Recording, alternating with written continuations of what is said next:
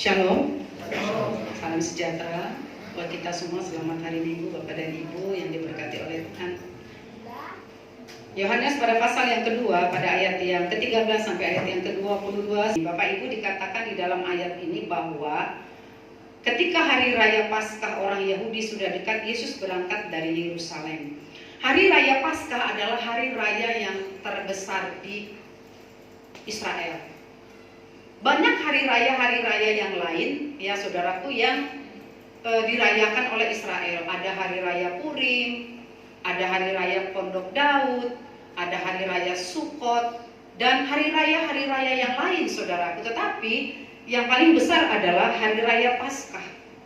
Ya, sudah dekat. Nah, banyak orang yang kalau sudah menghadapi hari-hari raya, ya saudaraku, kalau di zaman Alkitab pada waktu itu orang-orang karena udah mendekati hari raya Paskah, orang-orang sudah berdatangan, perantau-perantau dari tempat-tempat yang lain untuk berangkat ke Yerusalem. Untuk apa? Untuk beribadah di sana, Bapak Ibu. Berbeda dengan zaman sekarang. Banyak orang yang hari raya besar, justru orang tidak datang lagi ke rumah Tuhan. Ya, orang mulai justru bagi mereka adalah sebuah kesempatan hari raya besar itu untuk keperluan-keperluannya, untuk kepentingan-kepentingan yang lain. Tetapi orang-orang di sini sangat menghormati hari raya itu, dan mereka berbondong-bondong datang dari berbagai daerah untuk datang ke Yerusalem. Apa yang terjadi, Bapak Ibu? Yesus juga ada di sana. Ternyata di dalam hari raya itu mereka harus datang ke bait suci yang ada di Yerusalem. Tetapi apa yang Yesus dapati di dalam bait suci? Kita tadi sama-sama sudah baca, ya. Dikatakan ayat yang ke-14 bahwa dalam bait suci didapatinya siapa? Pedagang-pedagang, ya. Kambing, domba, dan merpati dan penukar-penukar uang duduk di situ. Satu hal yang mungkin membuat Yesus kecewa, ya. Satu hal juga mungkin yang membuat orang lain yang mau datang beribadah kecewa. Kenapa? Karena bait suci di Yerusalem ini telah beralih fungsi, ya saudaraku, ya, telah beralih fungsi. Bahwa apa yang ditemukan di sana tidaklah seperti yang diharapkan. Ada dua kasus di sini. Yang pertama adalah orang berjualan. Berjualan apa? Berjualan lembu, kambing, domba, dan merpati. Dan juga kedua adalah money changer, penukar-penukar uang.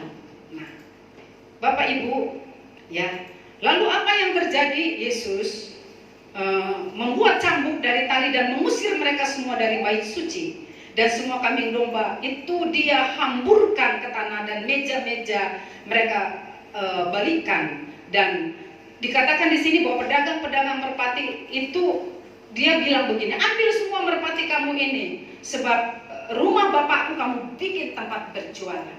Saya kasih khotbah saya adalah judulnya, yuk kita mulai. Apa saudaraku? Cinta akan rumah Tuhan. Sekali lagi sama-sama kita katakan, cinta akan rumah Tuhan. Kita melihat di sini bahwa Yesus cinta akan rumah Tuhan. Nah, kita hari ini diajarkan tentang hal itu. Minggu yang lalu kita belajar tentang penanaman jemaat, ya, di mana jemaat lokal kita harus ditanam di situ.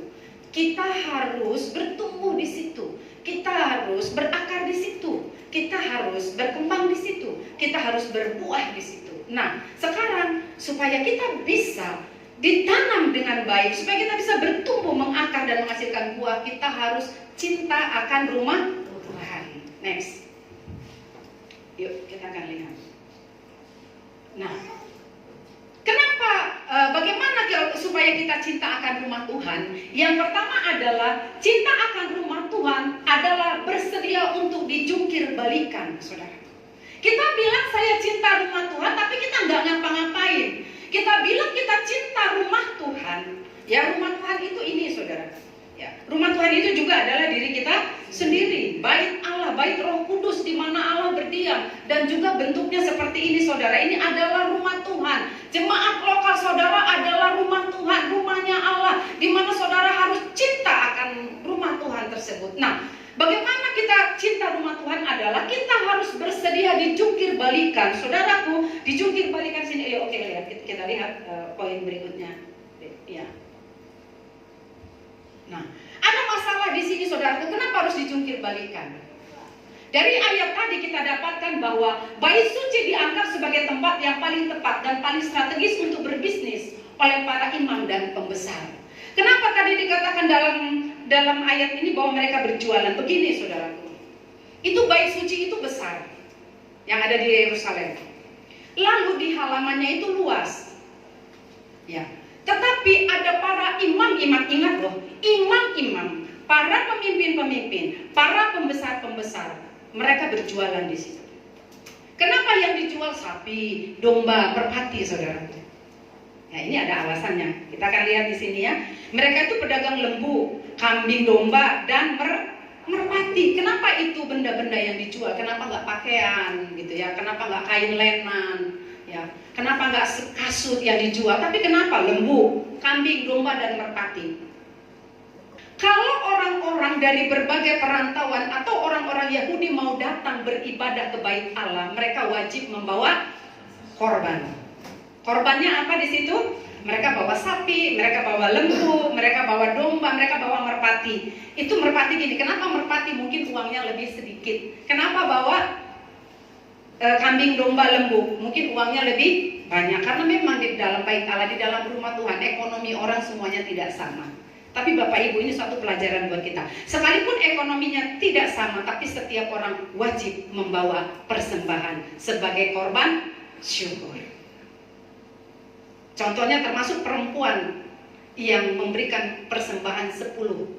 Sedikit, tetapi dia memberi persembahan. Jadi kita yang ada di sini, wajar-wajar saja kalau kita datang ke rumah Tuhan bukan dengan tangan hampa. Nah, kenapa dijual di situ, saudaraku? Karena orang-orang yang datang dari berbagai tempat itu nggak mau ribet, nggak mau dari rumahnya, dari kampungnya, misalnya dari Nazaret, itu ya, misalnya dari Galilea. Udahlah saya bawa sapi ini, saya bawa ini, saya bawa domba, saya bawa merpati, dibawa di dalam keranjang. Mereka merasa ribet, saudara. Akhirnya apa? Udah ajalah nanti beli di sana. Karena mereka memang harus tetap membawa korban. Ternyata tadinya yang jualan ini bukan di sini tapi di sana, di dekat kolam Bethesda. Saudara pernah dengar dalam Alkitab tentang kolam Bethesda? Ternyata dijualnya di sana, tapi ternyata saudaraku oleh karena bisnis yang menggiurkan, orang mulai membawa jualan ini ke depan Bait Allah. Tampaknya sekilas tidak salah. Kenapa? Karena orang harus membawa korban ke rumah Tuhan. Akhirnya dia apa, saudaraku? Dijual di situ dengan bisnis. Artinya apa? Yang mungkin kalau tadinya kerbau dengan harga di sana dijual 15 juta, sekarang menjadi 20 juta. Akhirnya bisnis, saudaraku. Itu adalah tempat yang strategis untuk berbisnis oleh para imam dan pembesar. Hati-hati kita di zaman sekarang. Saya mau bilang, jemaat lokal saudara jangan dijadikan ladang bisnis. Kita bilang enggak kok, tapi kita hati-hati loh Bapak Ibu. Ternyata banyak sekarang gereja dijadikan lahan bisnis. Banyak di gereja sekarang dijadikan lahan keuntungan. Mungkin keuntungannya tidak nilai uang, tapi banyak saudaraku orang melakukan tindakan-tindakan. Gimana caranya? Banyak orang yang motivasinya salah. Ya saudaraku, kenapa? Gereja dianggap lahan keuntungan, bisnis. Saya mau bilang saudara bukan mau bisnis di sini, tapi kerohanian kita. Karena kalau kerohanian kita diberkati, secara bisnis pun Anda pasti diberkati. Yang percaya katakan amin. Amin. Tetapi seringkali gereja itu atau bait suci Allah itu dijadikan ladang bisnis. Ternyata saudaraku, kita harus siap dijungkir balikan keadaan kita supaya kita menjadi benar. Yang tidak benar dibenarkan oleh Tuhan. Makanya Tuhan jungkir balikan itu semua. Meja-meja penukan itu ya. Kemudian apa? Ya saudaraku, jangan kotori tempat ibadah. Yang percaya katakan amin. Jangan kotori tempat ibadah ini. Di rumah Tuhan jangan kotori dengan cara kita, jangan kelicikan kita, dengan kepicikan kita jangan kotori, dengan cara hidup kita jangan kotori rumah Tuhan. Karena Tuhan cinta sama rumah Tuhan. Kemudian apa? Jangan menjadikannya sebagai sarang. Saudara tahu penyamun? Penyamun itu penjahat. Ya. Rumah Tuhan jangan dijadikan sarang penyamun, jangan dijadikan sarang penjahat. Jangan bilang saya bukan perampok, saya bukan pencuri di situ, saya bukan penipu di situ. nggak tipu jemaat, tapi saudaraku, sarang penyamun apa? Mungkin kejahatan-kejahatan yang lain. Kita dalam satu tubuh Kristus, kita dalam satu jemaat lokal, tapi di situ ada iri, benci, dengki, saling menyalahkan, saling menyakiti, memecah belah, saudaraku, mengata-ngatai, menggosip dan lain sebagainya. Kita jangan jadi sarang penyamun. Itu mempengaruhi kehidupan kejemaatan kita. Itu perhatikan saudara, kita harus bersih dari situ. Tuhan Yesus siapkan itu, dijungkir balikan ya saudaraku. Kemudian apa? Rumah Tuhan sebagai wadah kerohanian sudah dikotori oleh intrik-intrik bisnis yang culas ya saudaraku, serakah dan kepentingan diri sendiri. Anda di sini bukan hanya kepentingan diri sendiri, tapi kepentingan bersama. Tuhan itu ajarkan dalam kehidupan jemaat itu harus kebersamaan, bukan diri sendiri saudaraku. Kita adalah makhluk sosial, di mana di dalam makhluk sosial saudaraku, kita akan melihat si A, si B, si C. Tapi bagaimana caranya supaya lewat keadaan itu kita terbentuk? Kita ada di sini karena Tuhan sedang membentuk kita. Katakan amin. Percaya enggak? Saya lihat si A itu pokoknya sebel banget. Yang kau sebelin itulah yang Tuhan pakai sebagai alatnya untuk membentukmu. Kalau semuanya adem ayem, baik-baik saja, nggak ada masalah dan tidak ada persoalan, kita tidak sedang dibentuk. Tapi justru kita dibentuk di saat sulit, di saat keadaan tidak menguntungkan, di saat saya sebel sama kita. Ibu sebel sama suami? Percaya nggak? Ibu itu sedang dibentuk sama Tuhan. Bapak-bapak sebel sama istri? Bapak-bapak sedang dibentuk sama Tuhan. Ibu sebel sama teman gereja, Tuhan sedang membentukmu melalui dia. Percaya nggak saudara?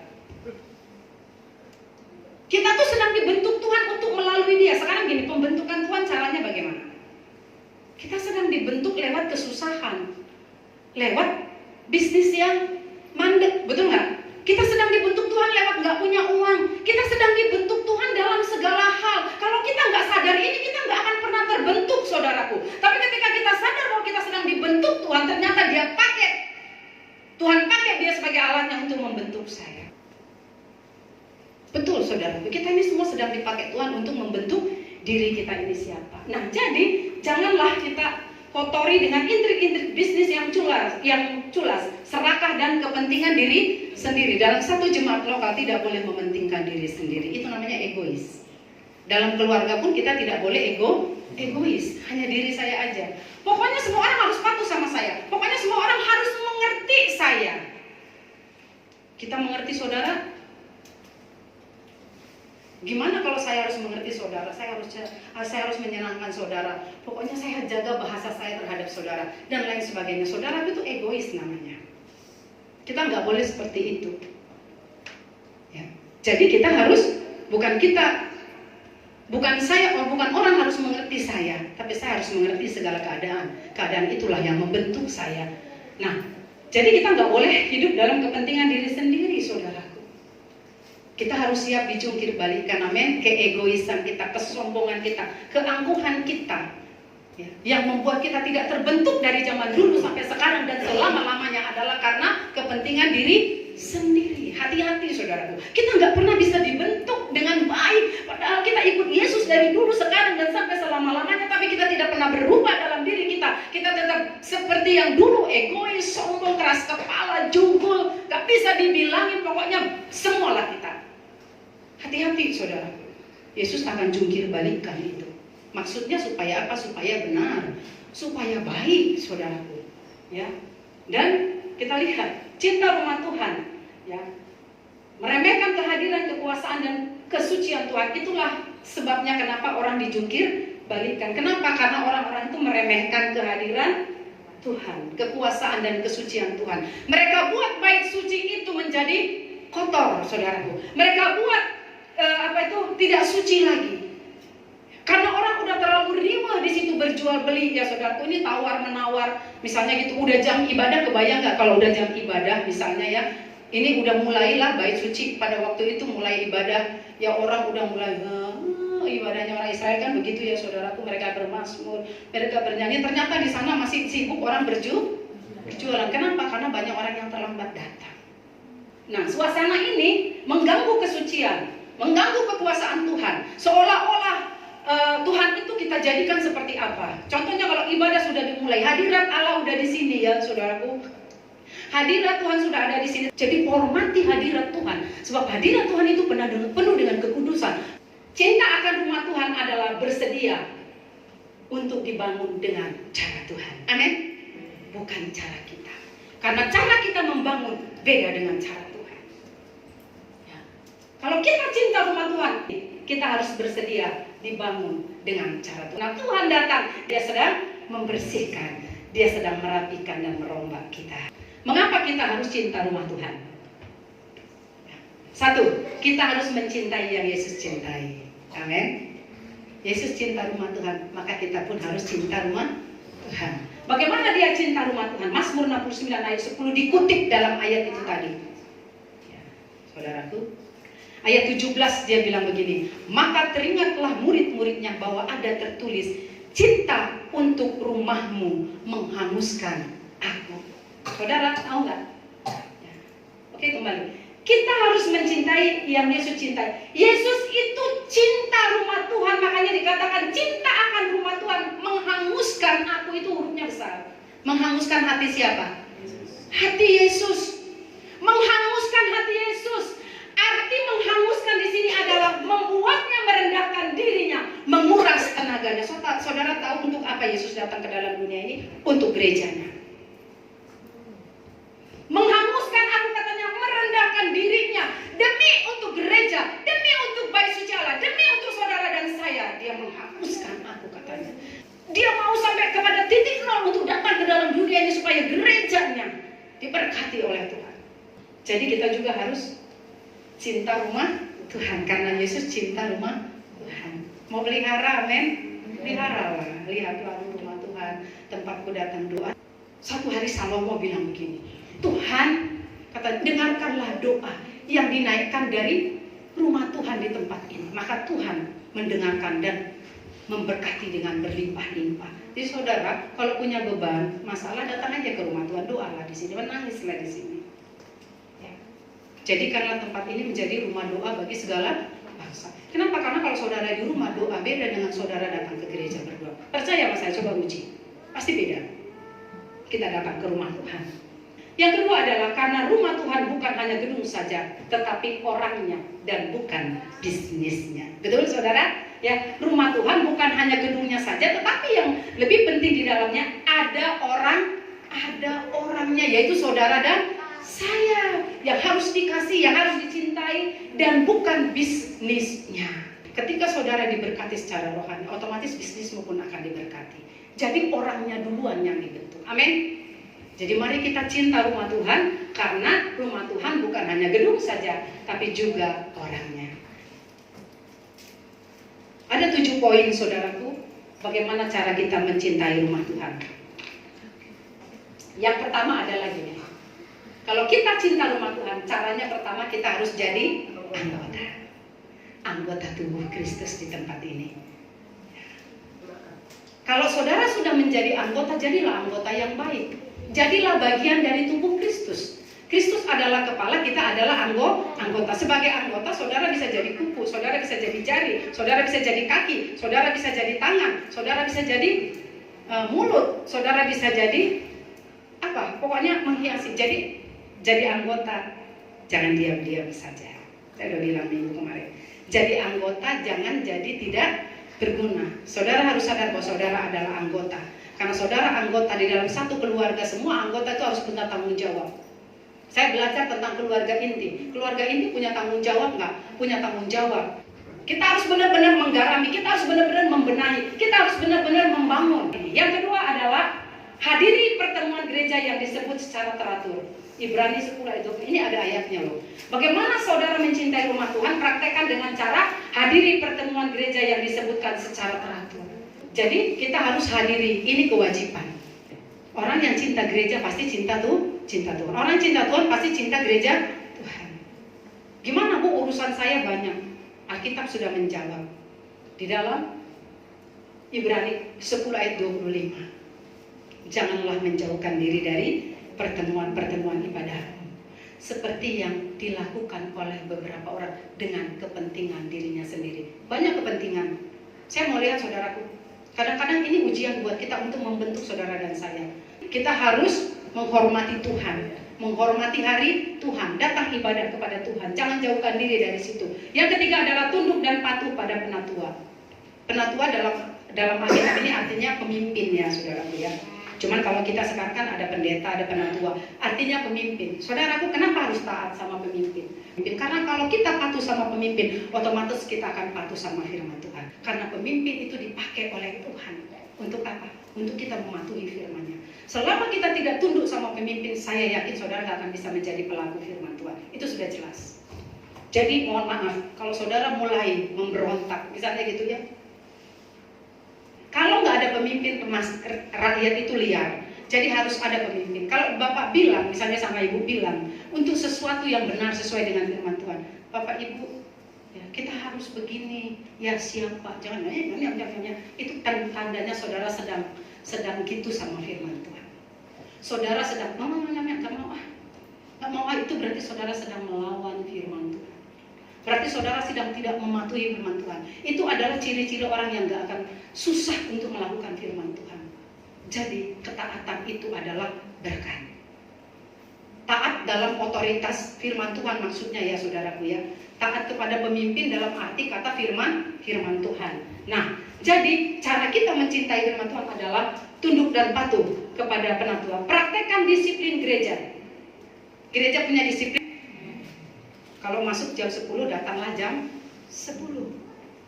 Nomor 5 adalah ampuni satu sama lain. Efesus 4 ayat 3. Kenapa? Karena gereja bukan rumah sakit. Camkan ini. Gereja bukan rumah sakit. Kalau gereja rumah sakit, orangnya sedang sakit hati semua di sini. Orangnya sedang tersinggung semua di sini. Orangnya sedang akar pahit semua di sini. Orangnya sedang marah semua di sini. Orangnya sedang galau semua di sini. Saudaraku, bayangkan kita satu dengan yang lain. Hadirat Allah tidak bisa menyentuh kita. Saya camkan hari ini, kita cinta rumah Tuhan, kita ampuni satu dengan yang lain. Makanya gereja harus kita jadikan rumah sehat, orang datang sejahtera, orang datang sana melihat ibu, hai ibu, apa kabar? Orang yang sakit pun jadi sembuh. Yang keenam dan yang ketujuh terakhir, berdoalah untuk orang lain. Efesus 6 ayat 18.